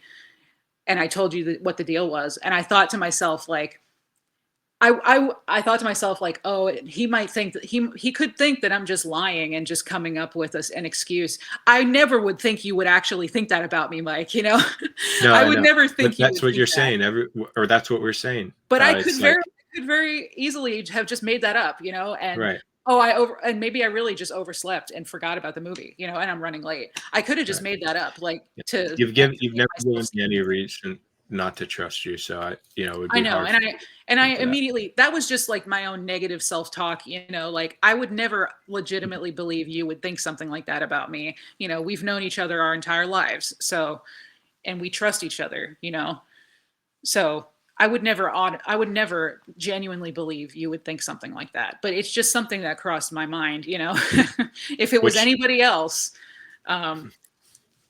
But which it's relates to what we were talking in discussion, and the why you brought it up related to the discussion in general. And I know that's why you brought it up, not because for self-aggrandizement, but so yeah, right. And Trevor. it does relate to what we were talking about. Yeah, that's Right. why I brought it up. And Yeah. and I don't just go around, although there's a ton of stray dogs where I live. It bothers me so bad. I try to help as many of them as I can. I can't, but you can't save all of them, and that's a lesson I have to learn every single time I can't help one. It drives me crazy. Yes, you said some of them sometimes are too fast and they get away. Yeah, sometimes they get away from me. Even this one, we actually saw this same dog that I called you about again today. We actually saw him again today. He was down the street again, and we tried to chase him back to the house we know he belongs to now. But Isn't that he's crazy? We're very talking about scared. I know. But I keep dog treats in my car for this exact purpose. So just in case, because it's happened way too frequently, and I hate it. Trevor was bit by a dog like I was. Were you also trying to help the dog that day, Trevor, to bring it back home, right? Yeah. Yeah, me and him both have done. That I'm was so sorry, you guys. No, it's all good. I still, yeah, I do that as well. I mean, I don't see as many stray dogs around where I live, but yeah, anytime I see one, I try to help when I can. In this case, I did the most. It it actually is kind of a funny story. It's podcast worthy, I'd say. It's kind of off topic, but I'll I've make gone it off topic. succinct. Go ahead, Bob. I was I was walking my roommates. This is like a spiritual story too. Uh, I was walking my roommate's dog, and I don't normally do that. He was like out of town or something, and anyway, I see a mom and her two sons, and they're looking for their dog, and they're like saying its name. They're like Peanut, Peanut, and like I walk past them, and I just think to myself, if I see their dog, I'll help. I'm not gonna like I've got my roommate's dog. I'm not gonna like join their group. I'm like I'll trust that they'll find it. But if I see the dog, I will find them. And then like a block later, I see a big black labradoodle, and I kind of try to get it to come over, but it sees my dog and it runs, a block away. And so I go back and I'm like, "Hey, you guys looking for a black dog?" And they're like, "Yeah." I'm like, "It's over here, it's over here." And the kids like run with me and I'm like, "It's right there, it's right there." And then the mom, she catches up and she's like, "Is that the dog?" And I was like, "Yeah, is that your dog?" And she's like, "No, it's a different black dog." And I was like, "Oh, okay, what kind of black dog?" She's like, "Ours is black a black lab." I was like, "Okay, well, I'll get your phone number. If I see it, I'll let you know." Another block, I keep walking. I see another lady, an older lady. She's looking for her dog. I'm like, "Are you looking for a black labradoodle?" She's like, "Yes, yes." And I'm like, that dog is that way. And this guy had like grabbed it, like I think her husband or something. So I keep walking. I get back to my place, which is like 5 blocks away, and I see this black lab running across the street. And I go, "That's their dog." I call her and I'm like, "I see your dog. He's at this street and this street. I'm trying to grab him right now." And so I'm like running around looking for this dog. Um a truck comes by and he's like, "Are you looking for a dog?" I'm like, "Yeah, he's over there." And it's like and not an alleyway, but behind these two streets, backyards, there's a dead end. Oh, there's another funny element. I start walking behind all these houses and I see a black lab in someone's backyard and a lady's letting it in. I go, is that your dog? And she goes, "Yeah, that's my dog." And I was like, "Okay." I said, "I'm looking for another dog that looks like that." She said, "Well, that's a dead end, so he might be over there." I get to the dead end. He somehow got over the fence into someone's backyard. The family catches up. The family, they can't hop the fence. So I hop the fence and I get over the dog and I'm like, "Peanut, come here, Peanut." And Peanut freaking bites my hand and I was just like, "Oh." And it was I don't know. It was kind of funny, but also in the moment I'd never been bit by a dog and it was a lot worse than I thought in the moment. Like, yeah, it Did it break the immediately, skin? yeah, it was pretty bad. Like, Oh it my wasn't God. terrible. Like, Did you have to go to the hospital? I did eventually, well, my mom wanted me to, but Mike helped me out and I did some natural remedies, but my my mom was trying to get me to go to the hospital. I went to an urgent care and they didn't do anything. And I had to pay like $100. They wanted me to take antibiotics, but um yeah, I went the natural route with Mike and I was fine. But one last element that made it really weird was I get to my mom's house on the way cuz yeah, cuz I was avoiding going to the hospital, but she really wanted me to go. So I said, "Can I come by your place and you give me some, like, I don't know, uh clean stuff, some band-aids?" And she was like, "Yeah." I come by, there's another black dog that ran up to my car and it followed me up to her porch. And I get there and she's like, I'm like, "You're never gonna believe this, Mom," because I told her that whole story about like how I saw the one black dog and then I saw the other black dog. And then I'm like on her porch knocking on the door and I'm like, "You're not gonna believe this." And she opens the door and she's like, "Get in here. You're not saving any more dogs today. I know whose dog that is. They live 3 houses down. He always gets out." I was like, "Okay." So that was a long story to say, yes, I have helped dogs before. But that was like a dream, you know, like Yes. I've been in dreams where I'm in my neighborhood with like random people and we're like following UFOs or something, but like that's totally like to be seeing that many stray dogs and they're all black dogs. And then like the day when you come back and blah, blah, blah. And then you see a black or yeah. The day that you come to get it cleaned, right? To It me, was the there's same. It some was like an sort. hour later. Oh, okay. Well, even more, even better. Like to me, that shows you that shows you life is but a dream. Like this, there is magical things going on. Everything is magical, actually.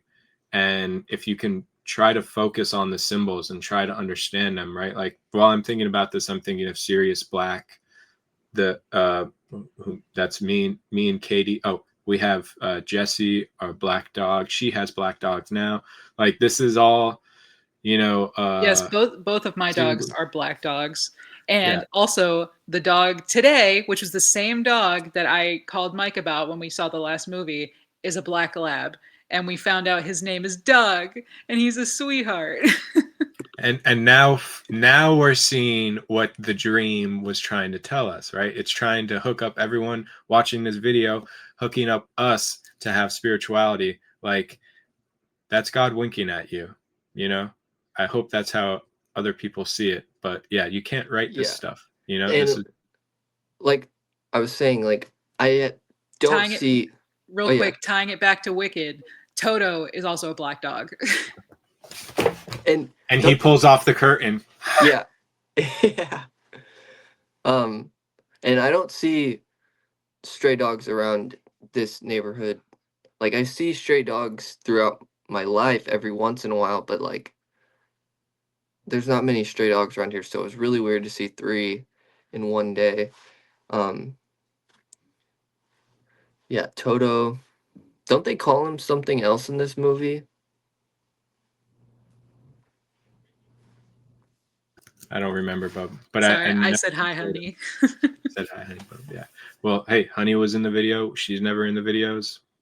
What the heck? You know, first video she's in happens to be this crazy video. And it's not a coincidence that dog is God backwards. Yeah. I mean, I guess Yeah, it could. Like I brought up before, on the Instagram, the pure pill I make. There's a video where I put the connection of how dogs and this connection was originally, I think, in the symbolism of the ancient Egyptian mythology, with Anubis being the guide to the underworld for recently deceased people, right? But to me, you can see it on my Instagram. You know, I'm putting together that. Look at Yoda. Look at Dobby. Look at these not human wise figures that are helping people, human characters, cope with death.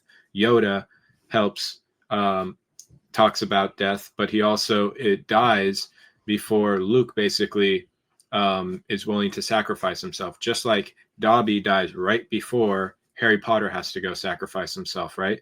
So what the dog is guiding you to through the underworld is that yes, pharaohs also had dogs, right? And they were there's literally a breed called the Pharaoh Hound, okay? And they raised dogs, right? They, just like cats, they had them as their pets, right? And Egyptians have been buried with their dogs, right? And what they were, in my eyes, picking up on, maybe only subconsciously, but I think they were picking up on it consciously, is that dogs, when they pass away, right, that helps you think about your mortality, right? Yeah, mortality is the name, the word, and so you can start facing that fear when you see the dog do it, right? Do it, and especially in the way that they do it, which is without crying, without any, of course, you may say, oh, well, they don't think about it like we do, but that's yeah. Anyways, I've heard people say that dogs and maybe just many animals in general can tell when they're about to die. Mhm. My Yes. mom told me when my childhood dog Jesse passed Mhm. away, he was acting differently in the last few days of his life, and she had a feeling he was going to pass soon. And I think he wait. She told me she thought that he waited like to do it when he was asleep overnight, because he knew it was coming and he just accepted it with peace. I mean, Right. that is something I brought up. That I've had a near death experience before on this podcast, and that is another very common uniting factor that everyone who's had a spiritual experience like that has said. You feel overcome with an overwhelming sense of peace. Right. Letting go with grace. Like I said on the episode of the K-pop Demon Hunters, when my dog passed away, she decided to do it at the 30 or the hour while I was away from her, right, while she was all alone. And it reminds me of when Grandpa died. Like that was kind of similar. Like he kind of let go with grace. I remember last time I saw him, he was just like smiling. But the other thing is, yeah, dogs, when they can sense that they're weak, right? Like they going to show how sentient they are, right? And they do think ahead, right? When they feel that they're dying, right, they go off into a corner, right? And it's, to me, I've never research this, but to me it's because they want to be, they know they're weak, and so they want to be away from everyone so that they're not, attacked, right? If they were attacked at this vulnerable state, they would know, or sorry, they would die or be hurt, right? And so they're smart enough to know, I'm not feeling well, right? I need to go away from everyone else, right? And I need to hide, basically, so that if I were to be approached by anyone or any dog, right, any other dog or animal, right, I wouldn't be killed, right? I know this is maybe like counter to them, not fearing death, but it's not that they even really fear death. It's just that they're self-preserving. But anyways, going away gracefully is more of like a metaphor anyways, right? Like they don't complain about it, right? They don't they don't have everyone, they don't make it everyone else's problem. This is more metaphorical of how you should treat your life, or treat your last days, right? Because it's in Donnie Darko, each creature dies alone. There's something to all that. But anyway, Is my audio sound okay? Yeah. Sorry to interrupt you guys. The audio is sounding really glitchy to me. It sounds fine to me. I got It's both of you for me. interesting. Okay, I'll exit and then here.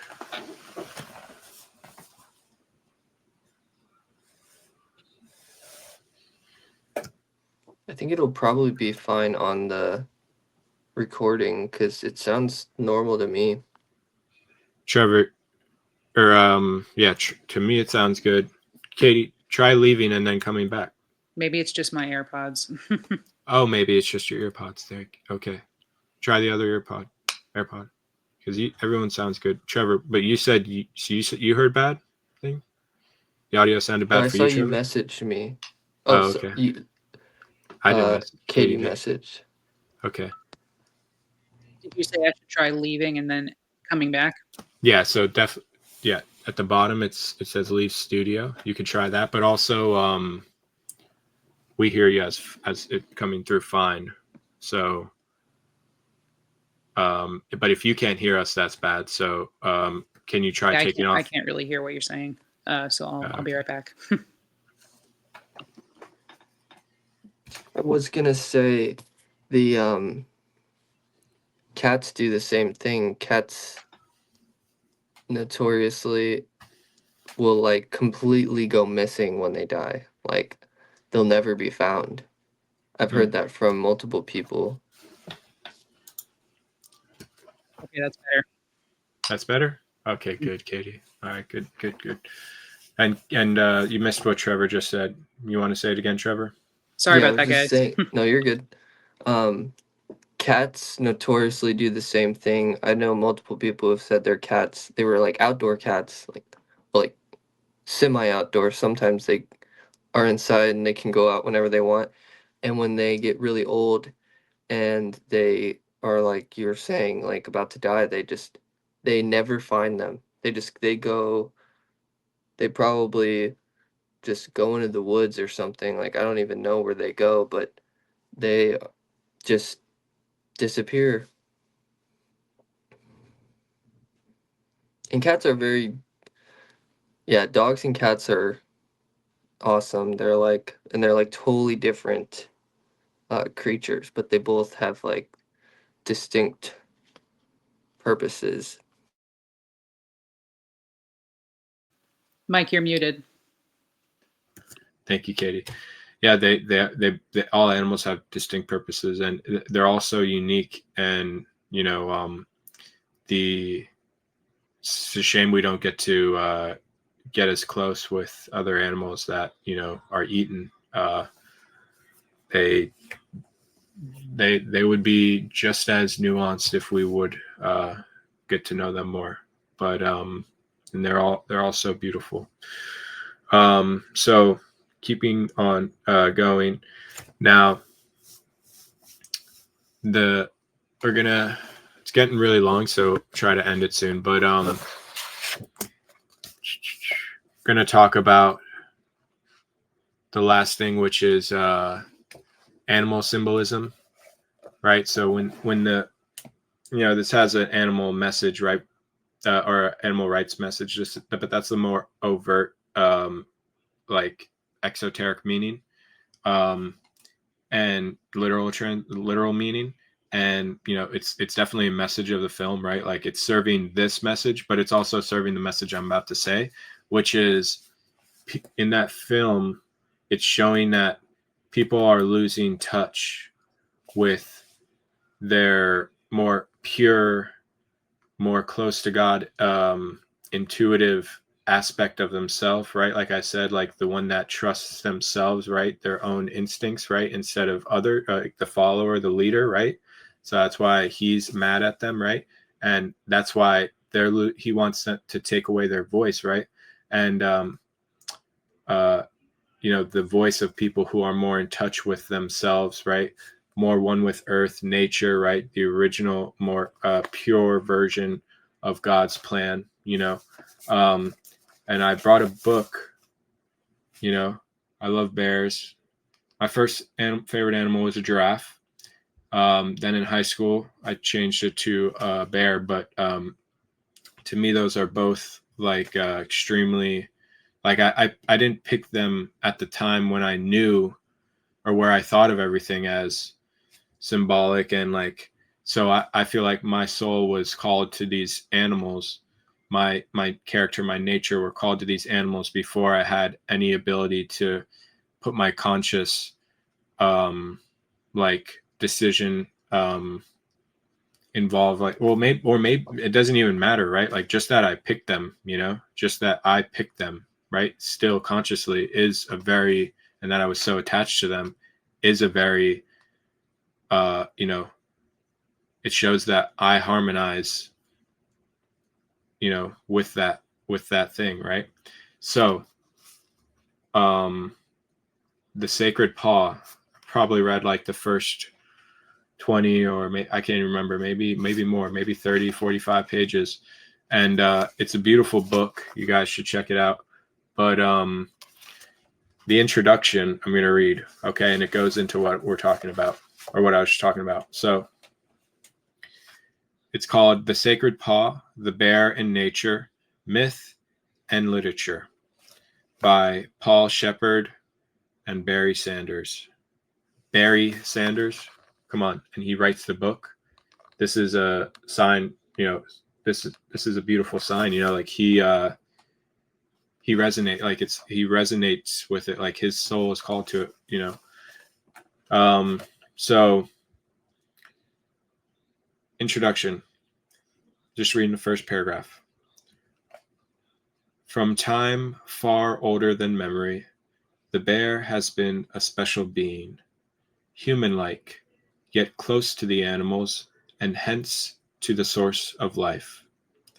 Like us, the bear stands upright on the soles of his feet, his eyes nearly in a frontal plane. The bear moves his forelimbs freely in their shoulder sockets, sits on his tail end, one leg folded, like an adolescent slouched at the table, worries with moans and sighs, courts with demonstrable affection, produces excrement similar to man's, snores in his sleep, spanks his children, is avid for sweets, and has a moody, gruff, and morose side. The bear is himself a creature in his own right, needing no justifying or compliance with human purpose. Try as we may, however, the bear's independence is hard for us to allow, for we cannot shake off the impression that behind the long muzzle and beneath the furry coat so unlike our naked skin, there is a self not so different from us. He is a kind of ideogram of man in the wilderness, as though telling of what we were and perhaps what we have lost. Wily, smart, strong, fast, agile, independent in ways that we humans left behind when we took up residence in the city. Moving away from his presence, we also surrendered a worldview that held him in reverent esteem. The bear symbolized the harmony of society and nature, a harmony disrupted in the modern world, in a philosophical lurch separating man from his natural origins, right? The natural origins, God. So, and how'd they say it in the beginning? The source of life, right? So, yeah, that's all. And remember, there's a bear in the movie and it's her teacher, right? So her teacher when she was a child, right? And right when before we had all these influences from materialist people who were just trying to serve their own desires, right? These teachers who were corrupted, right? You had she had the bear, right? The only one who loved her. So beautiful. You know, we could learn a lot. We could learn so much. Manly P. Hall said that nature is the best teacher. You know, that means a lot of things, but yeah, I'll leave it at that. So yeah, I'm good. I'm good, I guys. think that was Whatever you guys beautiful. want to say. Yeah, isn't it? It's like, yeah, it's a good book. Sure, you know that I was enjoying a lot of it. I'll definitely check it out. Yeah, for real. That sounds really cool. Bears don't get. I mean, bears get a lot of attention for being ferocious beasts, but and then there's like Winnie the Pooh, but like that kind of illustrates both sides. Like they are creatures, but yet they are weirdly similar to us. I love that too. I think what it said in the introduction of that book, it's the bear is like an ideogram for man. Um, and I think that's perfect what Trevor said, how the bear is, there's always like two depictions of bears. It's is like the aggressive, you should always be scared when you see one in the woods. But then kids will snuggle a cute fluffy teddy bear at night. And you know, I see these videos online of people in Russia keep these massive bears as pets, and they're just adorable and lovable. Um, Also, one of my favorite movies of all time is the Disney movie Brother Bear. I adore bears, and I just saw on Instagram, maybe we could do a review of this. I don't know if it's a full movie, but the guy who wrote Brother Bear, I just saw an Instagram post. It was like the caption just said, "I'm the guy that I wrote Brother Bear like 10 years ago or something, and here's my new animated film on YouTube that took 3 years to animate, and it's called Snow Bear, and it's about a polar bear." I saw a clip of it where it's a polar bear who makes a bear out of snow, and he just kind of is like sitting with it. It's like a snowman, but it's like a snow bear. oh my god, I'm gonna be watching that immediately. Yeah. I forgot about it. I didn't, and it's on YouTube. So Something crazy. Thank you that for telling me about that. Oh yes, I want to yeah, check no it out. problem. Yeah, we should all check it out and review it together. Something I found crazy, like after adopting the name Bear Truth, that I was like, yay, like cool, was that I think maybe I heard it from before this book or in this book, I can't remember, but the shaman and many of the like northern tribes of Europe or whatever would wear a bear